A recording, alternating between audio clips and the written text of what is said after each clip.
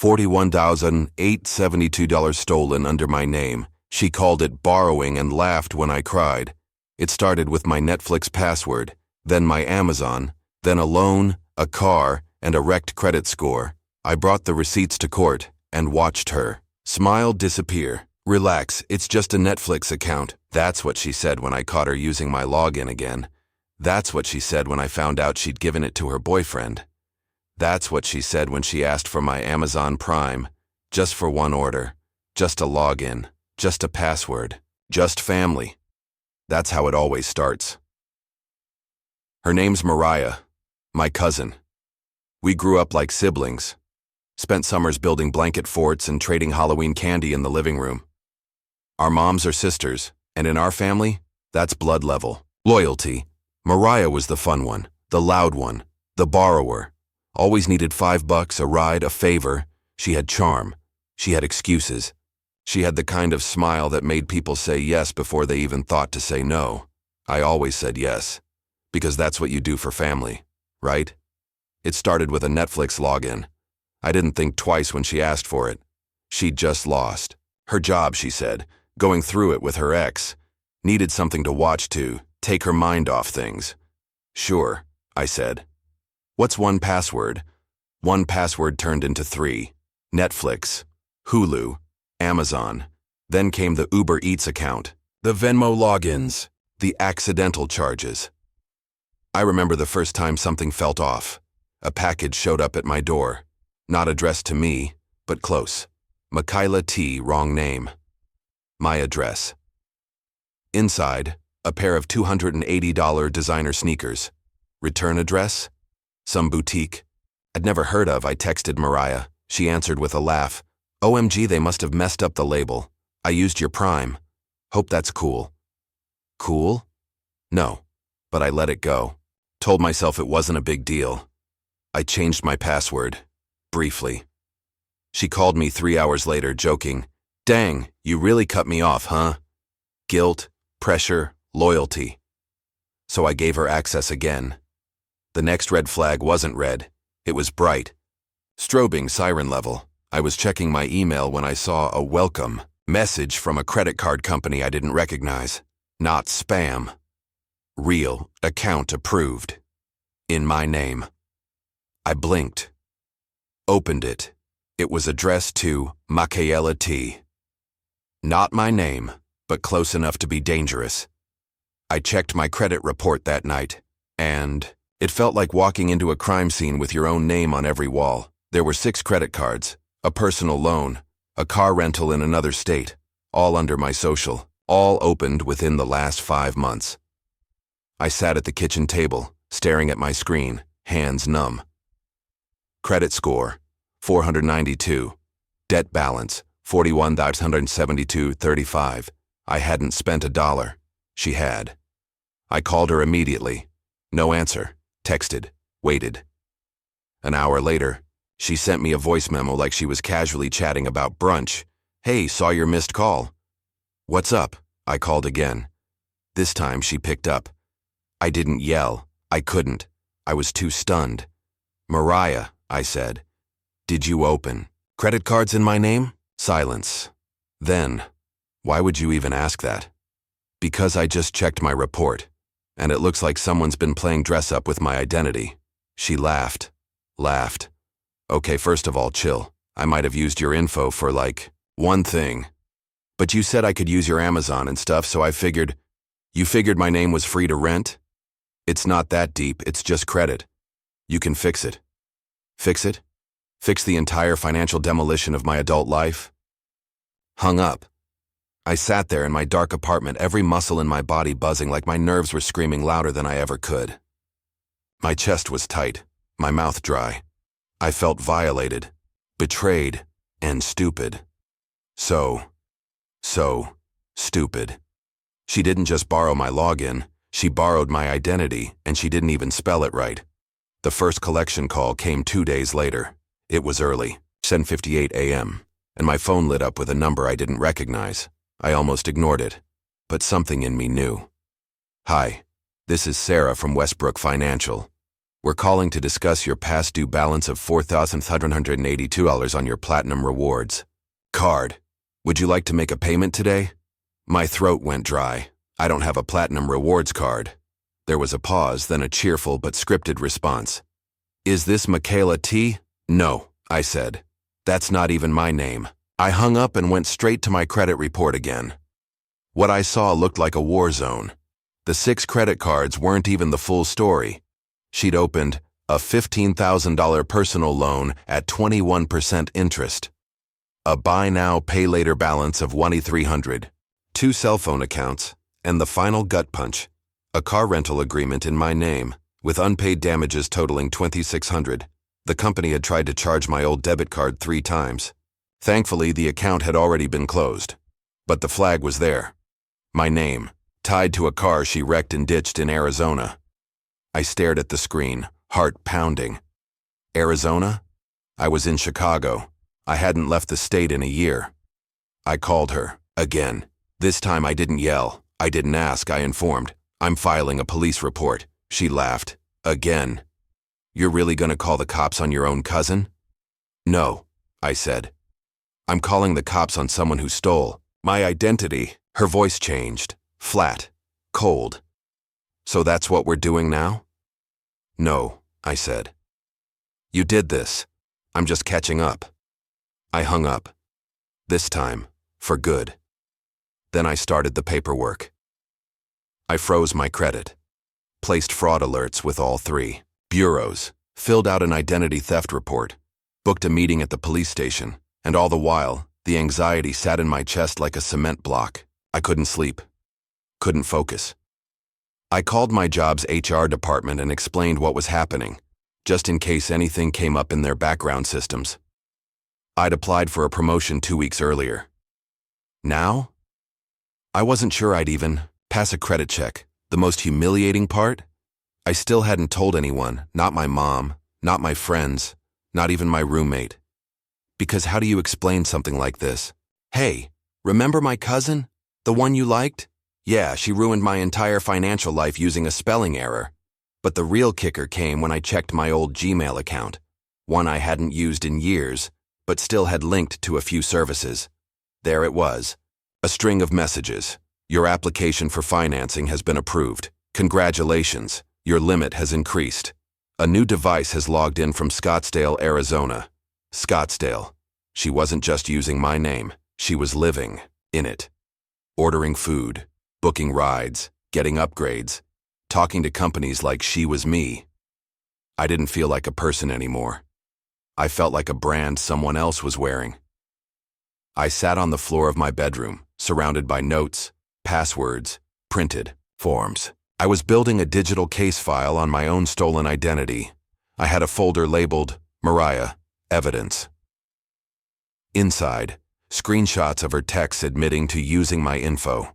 Order history from Amazon, Uber, Sephora account registrations. Using my address and her phone number. Delivery logs she signed under my name misspelled, and still some part of me whispered, maybe she didn't mean it. Maybe she thought it wasn't that serious. But then I thought of that car in Arizona, the unpaid bills, the court letters arriving in my mailbox, and the way she laughed when I said, police. No, she knew. She just didn't think I'd do anything about it. She counted on my silence, on our history, on family guilt. But the truth was, she didn't just borrow a login.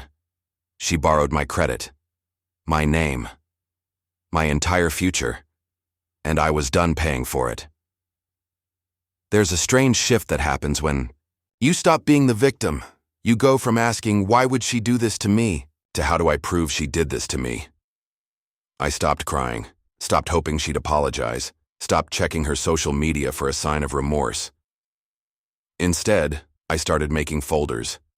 I had physical ones, color-coded, tabbed, lined with sticky notes, and digital ones, screen captures, audio files, PDFs, timestamps, IP logs.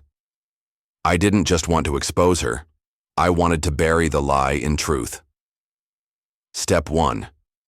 Trace the footprints. I combed through my bank and email history like a forensic analyst. Cross-checked transaction dates with texts she'd sent. Found 3. Online purchases made during times I was at work. Things like designer sunglasses, concert tickets, even a hotel booking in her boyfriend's name. Booked with my account. My ID number, my name, misspelled every time. Michaela. She didn't even care to get it right. Step 2. Device records. I logged into my Amazon account's device history. 4 devices I didn't recognize. 2 iPhones, a tablet, and a smart TV registered in Scottsdale, Arizona. I clicked sign out of all devices, changed my password. 2 minutes later, my phone buzzed. A text from her. You locked me out? Real mature. I didn't respond. I added the screenshot to my evidence folder. Step 3. Location data. She had used my Uber account for months. In the app's history, I found dozens of rides, pickup points near her apartment, drop-offs to her job, malls, bars, and a hotel called the Lariat.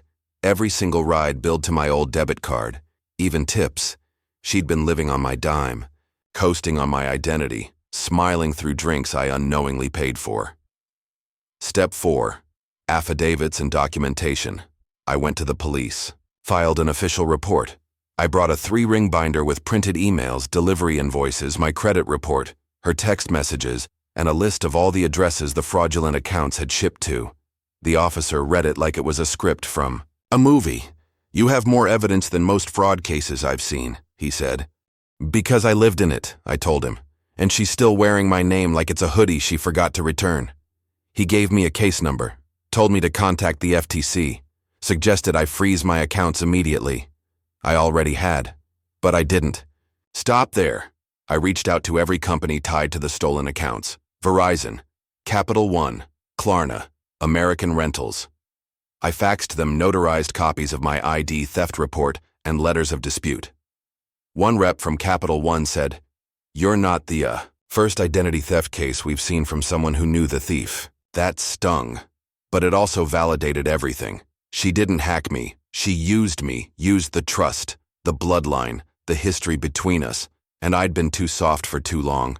The moment I knew I'd turned a corner, I stopped referring to her as my cousin, started calling her the suspect. I documented every contact, every call, every glance at a related charge. I even backed up my evidence to a USB drive, labeled it in bold text, "Borrowed Identity," because that's what she called it when I confronted her again. She'd showed up outside my apartment. No warning, just rage. You're doing the most for what? A couple of charges? $42,000 in charges. Her eyes rolled. You act like I ruined your life. I didn't blink. You stole it. You really gonna throw me under the bus over some credit cards? We're family. I took out my phone. Hit record. Said nothing. She paused, looked at the screen. Wow, you're seriously recording this? You're seriously committing a felony. Let's keep it balanced. She stormed off. That recording? 1 minute, 42 seconds. I saved it to the USB. Now I had a police report, a case number, paper trails, purchase receipts, device history, bank statements, a voice recording of her minimizing the crime. The only thing I didn't have? Closure. But I didn't want closure anymore. I wanted court. Because when someone steals your name, your money, and your peace, and then acts like you're the one overreacting, that's not just theft. That's war. Courtrooms are quieter than you'd dare expect.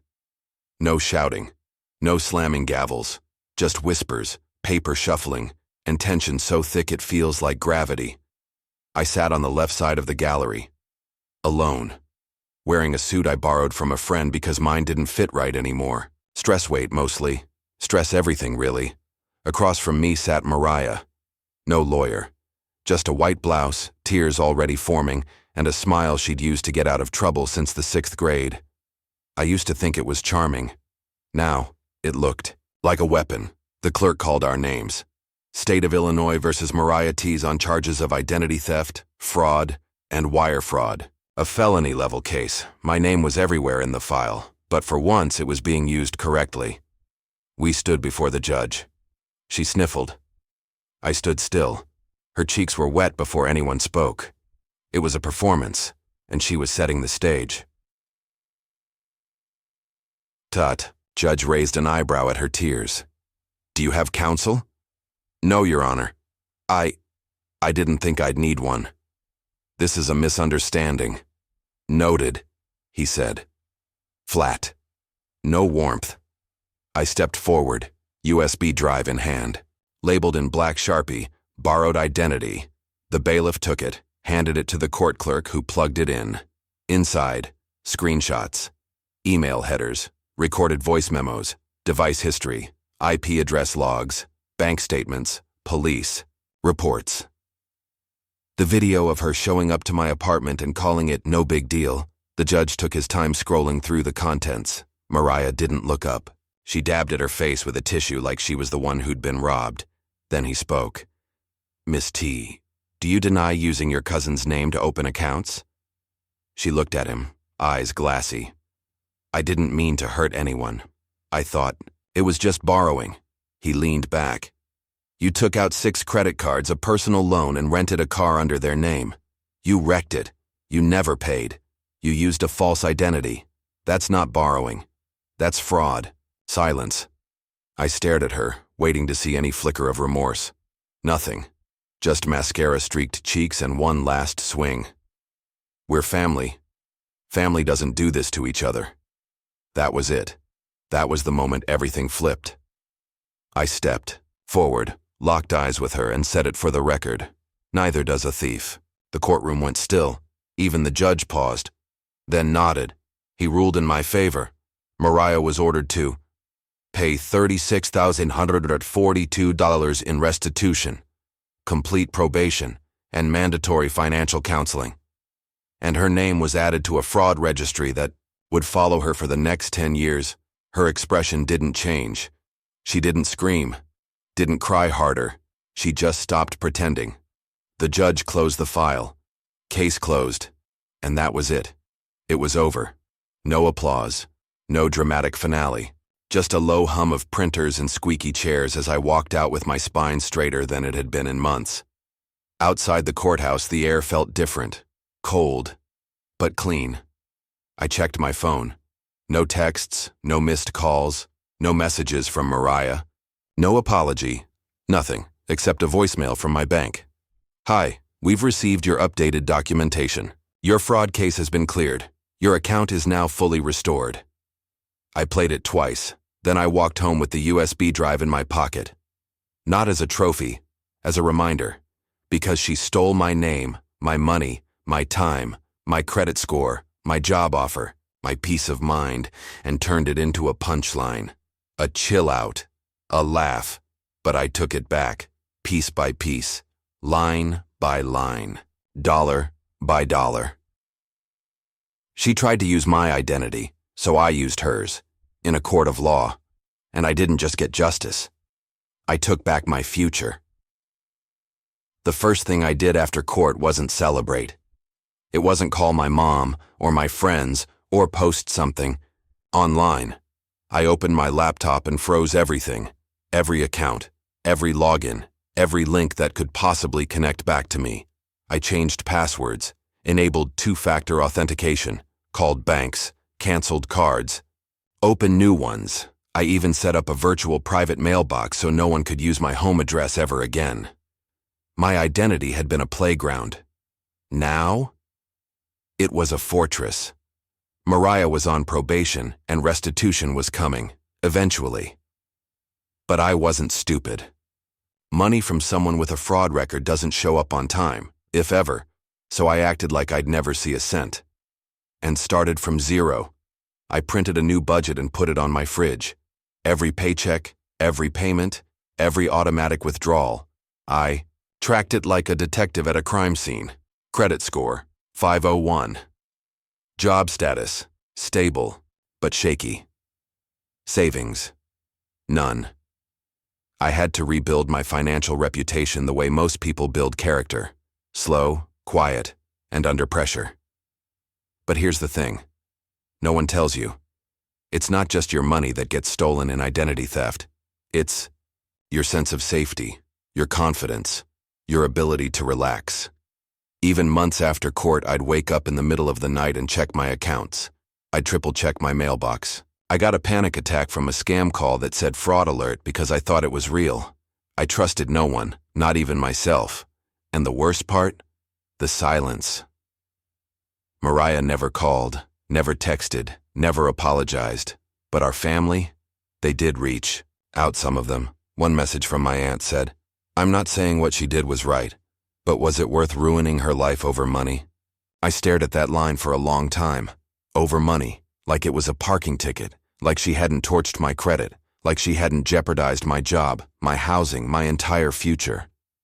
I didn't reply, because if you think identity theft is just about money, you've clearly never had to explain to a landlord why your report shows a maxed-out Best Buy card you never applied for, or had to answer to HR when your background check comes back flagged, or looked into the eyes of a bank rep while they ask, "Are you sure you didn't open this account?" Money's just what they take. What they leave behind is worse. So I stayed quiet. I cut ties. I froze more than just my credit. I froze my emotions too. But freezing isn't the same as healing. One night I was going through my records, yes, again, when I found a letter from the fraud department at my old credit union. At the bottom, a line that hit harder than I expected. Account fully restored. Cardholder protected. Protected. The word hit like a foreign language, because for almost a year, I hadn't felt protected. I'd felt exposed, ripped open, used. But now I had walls, systems, boundaries. Mariah had stolen my name, but I took it back. She borrowed my credit, but I rebuilt it, one verified payment at a time. She gambled with my life like it was hers, to play with. But I wasn't the same person anymore. I was watching everything, including myself. Every time I made a financial decision, big or small, I asked, "Is this mine? Do I trust this? Am I the one choosing this? Or am I still reacting to the mess she made?" And slowly I started moving again. Not like I used to, carefree and generous, but cautiously, intentionally. I applied for a secured credit card, got approved. I paid it off in full, every month, like clockwork. 2 months later, my score ticked up 21 points. Another card, another jump. I started seeing green again, not just in my finances, but in my energy. I was healing, and I was earning every bit of it back myself. No shortcuts, no borrowed names, no fake smiles, just me, alone in my own identity. For the first time in what felt like forever. And damn, it felt good. It's strange how silence can feel louder after chaos. There was no more court, no more collectors, no new accounts popping up. My credit was frozen, my records locked tight. I kept a file on every login, every transaction. I became the kind of person who reads privacy policies start to finish.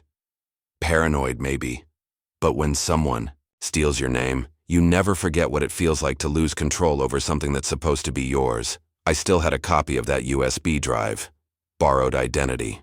It sat in my drawer like a loaded weapon. I thought about throwing it out, but I didn't. Because some stories aren't meant to be deleted. They're meant to be remembered. One night, a number popped up on my phone. No name, just digits. The area. Code was familiar. I almost didn't answer. But I did. A voice. Quiet. Cautious. "Hey. It's me. Mariah." I froze. She went on like she'd rehearsed it. "I just wanted to say, I'm sorry. I didn't realize how far I'd gone until it all caught up with me. I'm trying to fix my life now.